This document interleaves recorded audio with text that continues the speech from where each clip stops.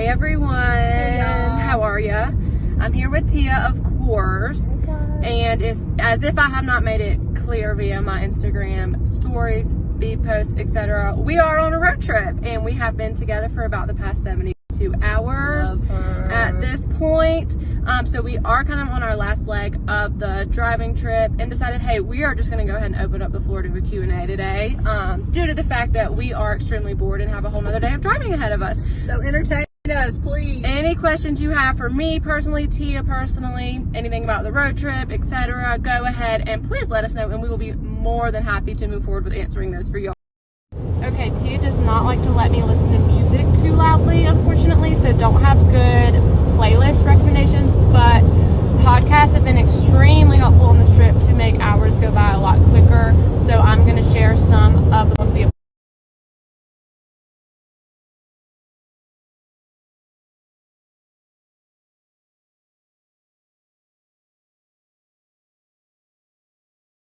We got this question quite a few times. Favorite and least favorite thing about me, your youngest daughter? Oh my gosh. Well, favorite thing, of course, is going to be her wild, crazy, fun personality that we all know and love. Least favorite thing.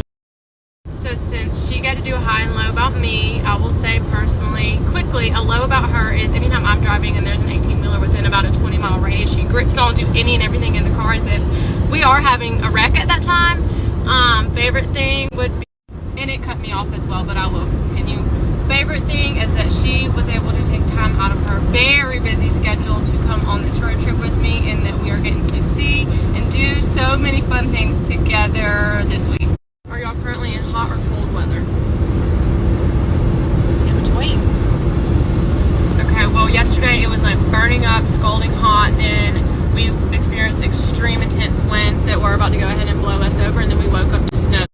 Tia, what's been your high of the trip? I would have to say our second night stay was in Santa Fe at El Rey Court. It was the neatest, coolest, funkiest motel motor court, and so much our vibe. We loved Here's it. the low.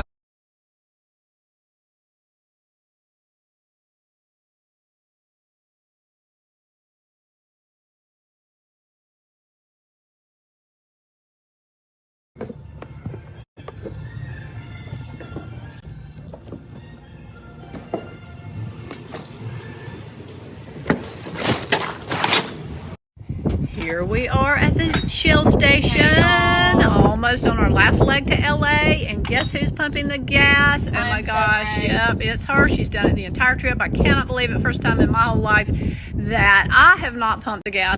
So, great question, because we did go off the basic route just a little bit due to the fact that we had never really been to a lot of places out in the Southwest at all.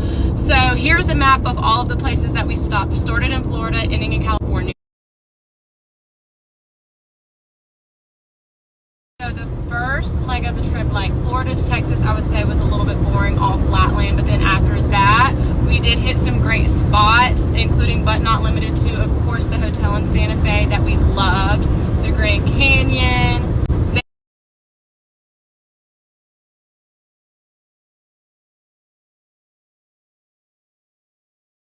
So this is a great question. What made me go ahead and make the move? Basically, for my whole entire life, I had just kind of been on this path of, go to high school so you can get into college, and then I wanted to get into undergrad program so that I could get into grad school for my major, which I had decided I want to do speech pathology. So then go to grad school, graduate grad school, then the goal is to get a job. I had gotten a job. I've been there for about a year and a half, and like it. I had always wanted a job where I could feel like I was helping people, and that was definitely something that I was doing at that job in my everyday life. I just felt kind of stuck in the 9-to-5 life, like I'm stuck in between these four walls of this office building and my apartment every day. This is all I'm doing.